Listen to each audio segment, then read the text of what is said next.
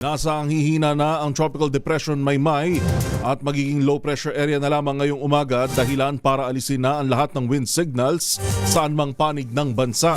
Sa Weather Bulletin ng Pag-asa, huling namataan ang bagyong Maymay sa layong 270 kilometro, silangan ng Kasiguran, Aurora.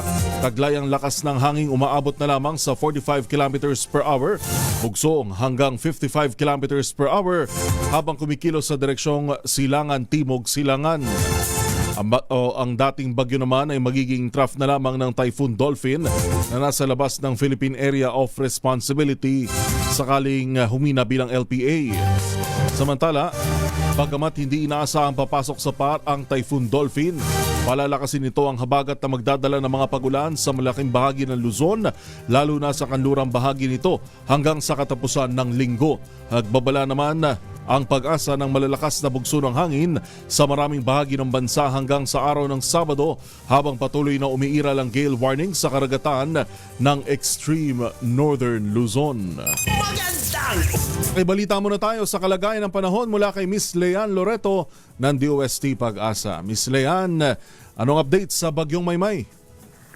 Good morning po, Sir Yuel, at sa lahat ng ating mga taga-subaybay. Kaninang alas 2 po ng umaga ay mas humina na at naging low pressure area na lamang itong bagyong Maymay habang nasa may Philippine Sea. At huli po itong namataan sa layong 620 kilometers silangan ng Etiague, Isabela. Wala na din po tayong nakataas na wind signal sa ngayon. Ngunit may gale warning pa rin po tayo. Doon naman po sa may seaboard ng extreme northern Luzon, dulot naman nung bagyo na nasa labas pa ng ating area of responsibility, itong bagyong Dolphin. Nasa ngayon ay nagpapalakas naman ng ating habagat na nakakaapekto sa central and southern Luzon maging sa may western section ng Visayas. Asahan po natin yung mga pinakamalalakas na mga pag-ulan po ay mararanasan natin dito po sa Occidental Mindoro habang meron din po tayong mga panakanakang pag-ulan sa Metro Manila, the rest of Ilocos Region maging sa may Benguet, Zambales, Bataan, Tarlac, Pampanga, Bulacan, ilang bahagi din po ng Calabarzon maging sa may Antique.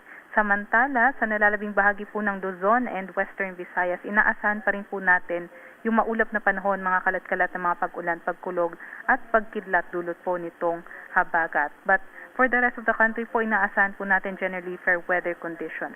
Yung epekto po nitong habagat magpapatuloy po sa susunod pa na 3 hanggang 4 na araw.